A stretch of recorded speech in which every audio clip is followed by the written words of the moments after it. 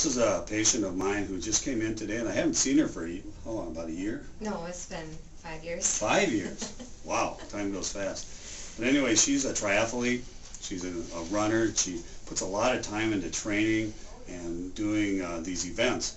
And she came in today because she started for a long run, and she came in. What was your issue? I actually was doing a 6-mile run, and within a couple of miles, right away my back and lower back and all back here started getting really tight and hurt during the run, and actually some things through here, so I had to quit after a while. I did the whole 6, but That's what brought you into my office? Yes. Okay. So this young lady's come into my office, and she has a problem with her hip.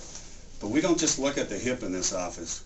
We practice neurology here, and we practice kinesiology, so we are trained actually to look at the whole picture of why she's having problems. So initially we're going to have her just stand here with your feet close together. And we're just going to have her stand relaxed, and I would like you to see what actually is going to portray here, what's happening with her. And you can see she's swaying quite a bit. And she doesn't have an acoustic neuroma. She doesn't have a brainstem tumor. She doesn't have any diseases. She has functional imbalances that are actually creating these problems. So her stability is bad. Now we're going to have her close her eyes. So you can see, and you didn't even know you had this problem, did you? So her balance is off. We find this a lot with people. So if her balance and stability is bad with her eyes open and then we close her eyes, it shows that she's having improper proprioception coming back from her low extremities. And she actually has deafferentation in her 1A afferent fibers firing back into her brainstem, which is not activating her balance centers, her vestibular system, and her reticular formation, which actually strengthens all this. And because of that, she's starting to have pain. Pain is a symptom. It's not the cause of the problem. Hold your hands out like this. And just wiggle your fingers fast for me.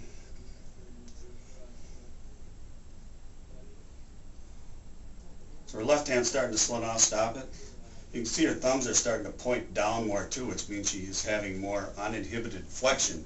So she's getting more flexor tonus, she's getting more reticular formation weakness, which is causing her extensors to weaken, and she's starting to have pain and running. And it's also going to cause problems with her performance.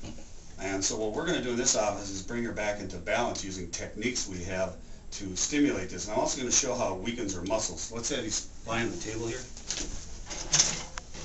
Face up, please.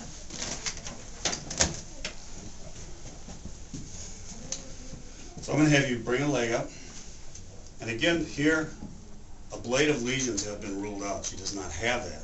She has somatomotor weakness, but it's due to decreased firing of the reticular formation. So hold this up. I'm going to push down. That's the same side as you're having the burning pain on, isn't it? So now hold this up and don't let me push down. So it's an ipsilateral problem. So ipsilaterally, she's going to be weaker on this whole side. Hold this out. I'm going to push in. And hold this out. And her lat is an extensor muscle too, so we're going to test this. I'm going to pull out, try and hold it.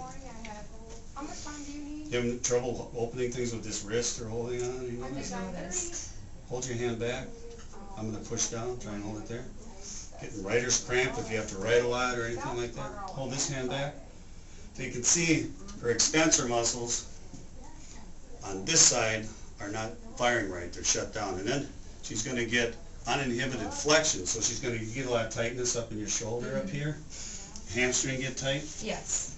And then they start having Achilles tendon problems too. Yes.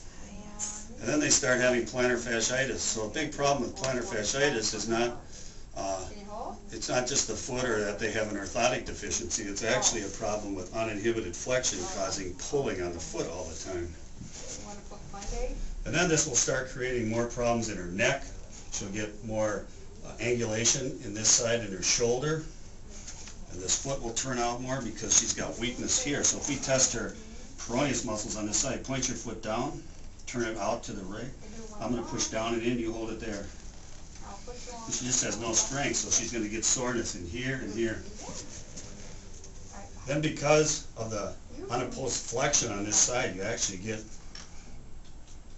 a bicep tendon that slips. Has this arm been bugging you too? Yeah, the whole. Does this bug you a little Yeah. bit.